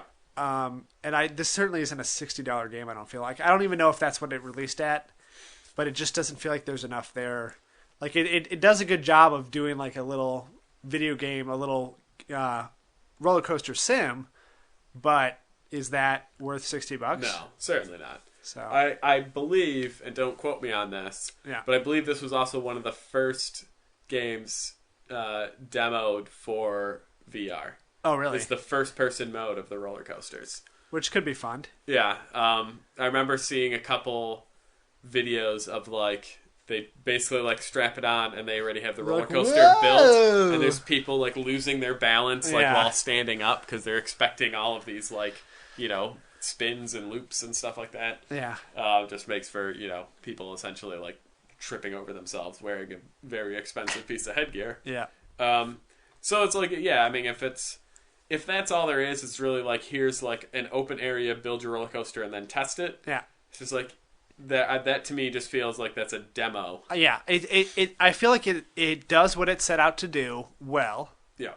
But I'm not really interested in what they're selling. Yeah. So it's understandable. There's nothing wrong with this game. If that's what you're into, if you like those type of games, I'm sure you're going to love this game. Yeah. But like again, I haven't looked into it, and I know you just played the demo, but I feel like there just has to be, for you to sell that game, there has to be like a campaign, like Roller Coaster Tycoon management. Well, I know there's sort of a story, and there is like a progression in unlocks. Like, you got to go to this map and do these 3 things, and if you get 3 stars on all the challenges, then you unlock the next thing. Yeah. But it's not worth like. To me, it's kind of weird because in general, the things they release demos for are games that are good, but people don't realize it. Like, this is, I want to release a demo for this game, so more people have access to it because once they play it, they're going to want to buy it. Yeah. For me, it was kind of the opposite. I was more into the game when I just saw videos or screenshots of it. After playing it, I'm like, no. Yeah. No, thank you. I feel like they've really, I don't know how it is on the Xbox One, but at least for the 360, like, demos don't even exist anymore. Like, there's maybe, like, 2 demos a year that came out. Like, Fantasia came out, and then I think ScreamRide's also for the 360 came out. And those are, like, the last 2 besides, like, Tomb Raider Underworld. Like, like, those are, like, the 3 newest ones, and there's just been a huge gap. Yeah, there's not been that many, just because, in general, the companies aren't releasing demos. Yeah. But there are demos, like, anytime, like, the Lego games come out, there are demos for those, which are fun, because I haven't really bought a new Lego game in a long time, but I always play the demos, because they're good games and they're fun. And then, like, the sports games always have demos. Yeah, because those are kind of, and then, like, you just put everything behind a lock between 2 teams, and you're just like, okay. And that's the idea. Like, people are going to have fun playing this for 5 minutes, and then if they want, all they have to do is press a button, and they unlock it. Because the way, all the new systems work for the most part, when you download the demo, you're actually downloading the entire game. Yeah, so then you just if you want to buy press it, you can just hit buy, and now you got everything. Okay. All right, I'm going to bounce past the ball to you. Okay. The last game I'll talk about, which is very tough to talk about, is a game called, it's a long title, Super Brothers Sword and Sorcery. I've tweeted out a couple pics. It's very hard to describe. I would guess I'd describe this as a adventure game, but not like the classic like inventory puzzles adventure game. You play as, I guess, a warrior of unknown name and origin, and you like look through these, you move through these landscapes, and you just kind of, figure out what to do. Like it's super hard to explain because it's a mouse game. There's 2 clicks. If you click with your left mouse, that's how you move, and if you click with your right mouse, you swing your sword. So you're either moving or not moving, or swinging your sword, right? Obviously, you're always just moving left to right, right? You can't like back up. You can't go somewhere else. You can't jump. Yeah, you can't. Like so the part that I played, and maybe if I just describe what I did, it'll make more sense. Is like you you walk to this house, and there's this guy, and you click on him to like talk to him, And he's like, oh, you're going up the mountain. I'll take you to the mountain because you're, whatever you're looking for is up the mountain. You get into one fight, there's like wolf, and it switches to like this kind of fighting game mechanic. But it's like your left mouse now controls your shield and your right mouse button your sword. So it's like, but it's really just... So it's a bunch of games sort of thrown together? Yeah, I guess kind of. And like, so the fighting thing is like really just know when to attack and when to block. It's just kind of reading your enemy. It's not like you can move towards them or move away. It's just like, okay, it's about to charge. Here's my shield. Okay, it bounced off my shield. Hit it with the sword. But then you get up this mountain and like you kind of have to solve a little bit of a puzzle to open up this door. But again, it's just like, where you have to click / when you have to use your sword. Then you go in, you find a book being held by like a giant demon, but the demon's not moving or anything, and you can't talk to him. He's just like, when you click on it, it's just like, that's a cool looking demon. And then like you figure out how to get the book, and then once you get the book, the demon wakes up and chases you. Yeah. And then so it's just like clicking your way through this maze really fast. It looks great, like even though it's very pixelated. Like Caitlin even like saw me playing, she's like, that actually looks kind of beautiful, because while it's very pixelated, it also kind of comes together to look nice. Yeah. It's got a great soundtrack, and it has some humor in it, like the stuff that you can kind of look at, like they've written jokes into some stuff, but I just don't know how I'm playing the game. Yeah. Because it definitely seems like there's supposed to be something that I'm missing that I'm clearly not. Do you like playing it? Yeah, I like playing it. But you feel like you're not going to get into this enough to finish it, probably? I mean, I'll probably definitely put more time into it just to see, because I feel like I'm relatively early on. I've maybe only put in like 3 hours or something like that. I enjoy every time I sit down and play it, but at the same time, like the whole time I'm playing it, I'm also thinking like, what else am I doing here? Yeah. Because like I said, like it's just like, I'm moving, I get into a battle, and then I move on, and I'm just like... You really do feel like, oh, I got to be missing something bigger. Yeah, I almost feel that it's... they have a story to tell, and they couldn't think of the game aspect. Yeah. So I think it's just like, we want to take you through this story, but we also have to make it so you're controlling something. We don't know how to something. actually make games. So. Yeah, so we're just like, we've laid out this story, and we want you to get from point A to B, so you'll be controlling your character, and we'll put up little puzzles here and there, but that's it. So that's how I feel like it is. It's really, like, it's very user, like, not intensive. What's the opposite of intensive? User light. Yeah. Where it's just like, oh. Very passive. Yeah. Yeah. I could pass this mouse to anyone who's never played a game before and just tell them, cat? like, yeah. I could just be like, hey, cat. One cat gets the left, one cat gets the right. And they probably would figure it out and beat most of the game for me. Yeah. So I don't know. It's my third game. It's impossible to talk about because it's impossible to play. Yeah, I mean, just one other game that I've been lately playing the last couple of weeks is Rayman Legends. Yeah. So it was free for the Xbox One this month. So I popped in my other profile. Just been dabbling in it a little bit. Because we had a lot of fun 2 years ago when we played the Rayman Origins, right? For the 360 during the marathon. Yep. I mean, the game looks beautiful. They ported it from 360, but it still looks great. Yeah. You know, just the whole art style of it looks like a living painting. Like it's very nice. You know, they didn't really even have to update the graphics. Like, no. You don't have to really like HD those up because it's not the style.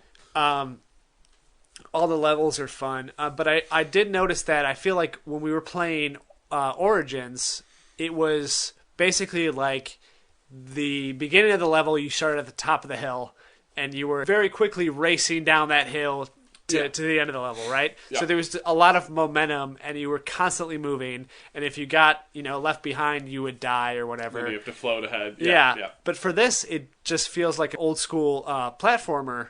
Where you're just so slowly moving left and right on the screen. You're going up and down. Sometimes you got to backtrack. Sometimes you got to like open a trap. Sometimes there's puzzles to solve.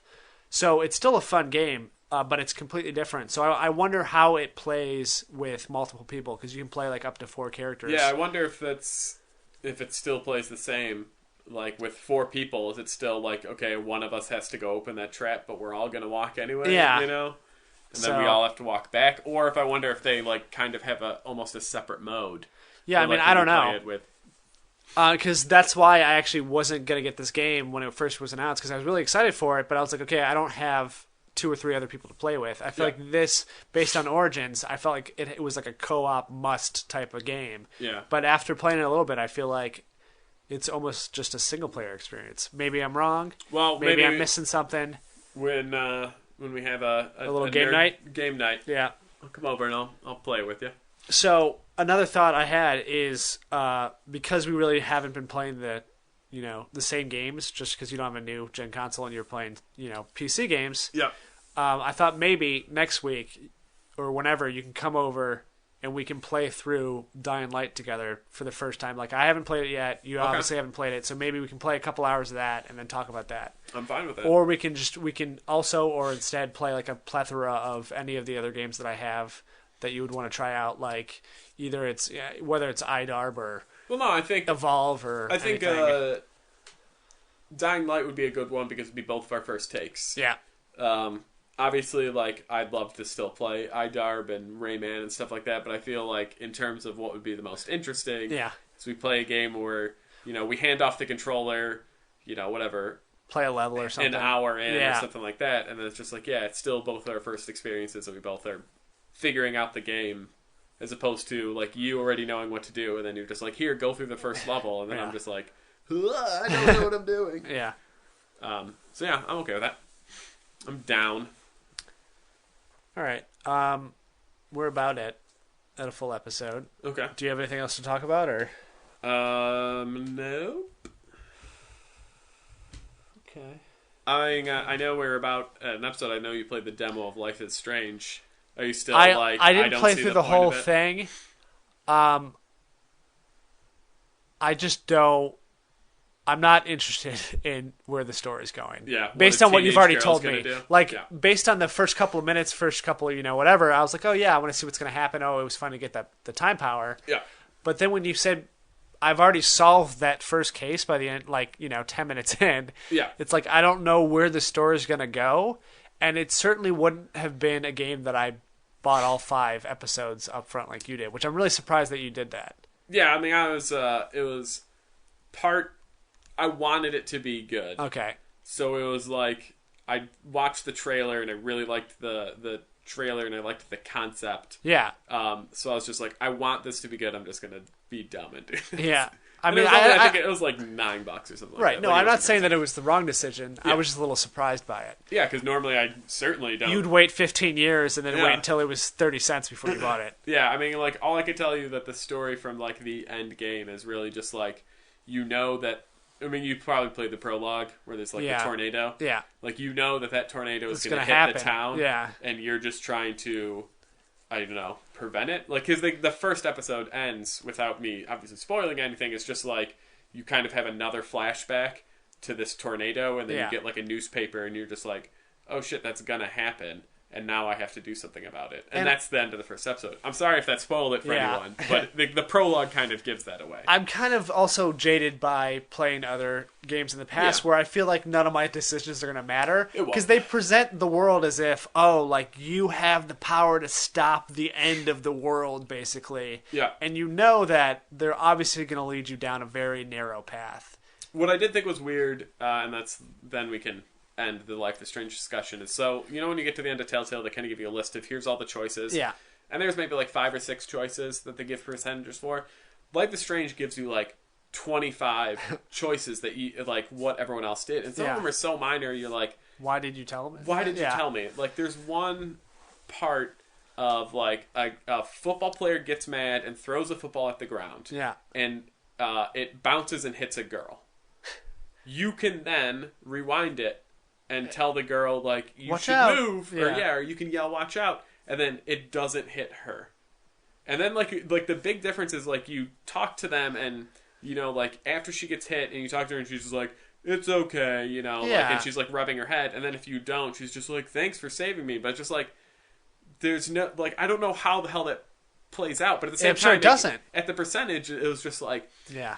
85% of people saved Eileen and 15% let her get hit. And that's kind of what worries me too, is if they decided, if that's what they're considering a decision, that's why I really don't think that they made multiple endings to this game. No, I don't think they did either. I think it's one ending. Yeah. I think it'll just be the same thing as Walking Dead, where it's still going to be the same ending. It's just going to be almost like, I don't want to say how you get there, but kind of...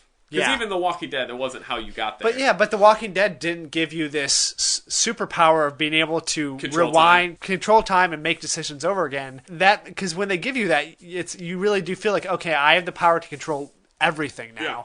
And you really don't. It's like a false promise. Yeah. I mean, I played I like the main character girl, though. Like, that's fine. She was interesting and different. Yeah. But... I'll let you... When I play through episode 2... I'll give my synopsis, and I imagine, it'll probably be the same. Where this is like, this is Walking Dead light. Yeah. Like if you want to get in episodic games, but you don't want anything gruesome, and you just want teenage drama, this is the game for you. Yeah. But so obviously I agree. It doesn't hold up to any of the Telltale games. Yeah. And you haven't even played Tales from the Borderland yet. No. So. Just another small thing. I don't know if anybody cares, but the Handsome Jack collection is coming out for the Xbox One and PS4. And you gonna get it? Absolutely not. Even though I heard it's good, which is basically, I think it's Borderlands 2 and the pre-sequel. Okay. But you're able to transfer over your saves from previous gens. So, but obviously, once again, only on what you would play. Yeah. 360 can only go to Xbox One and PlayStation 4. Yep. But what seems to be sort of not a glitch, it's by design, but a weird aspect of that is then it seems like you can't get the achievements then. If you import a maxed out character that's already done all these things, to get all those achievements, you either have to redo them again or start a new character. Yeah, I guess that makes sense, because you think if there's an achievement for like hit level 25, and you move in a character that's level 50, like, it's just going to read, like, when you start this new game, you're like, well, you're at 50, so you're going to get anything past 50. You're not going to backtrack. That's just bad design. Right. Either way, it would have been bad. If they would have let you pop all those achievements, then there would have been no reason to play through the games again. And then, I don't know. It's fine because it's like, okay, I don't want to lose that character maybe if I want to transfer it over, and maybe you can then transfer it to Borderlands 3 or something. So that sort of makes sense. But I feel like people aren't going to realize that when they transfer their characters over, that they're kind of blocking a lot of achievements for themselves. Yeah. I don't know. It's Borderlands. Yeah. So I can tell you my interest in it. Yeah. Is a big stinking butthole. Right. Well, it's like, forget about it, Phil. It's Borderlands. Yeah. Meh. Well, if you need to reach us, we are at Not Fun Podcast. We also have a email, this isn't funny anymore, podcast@gmail.com. A website, this isn't funny anymore, podcast.com. I think that's right. We have no Tumblrs. We don't Instagram. At some point we might move over the website to Tumblr, but that's a side note. Okay. We have a Facebook page. You can like us. Yeah.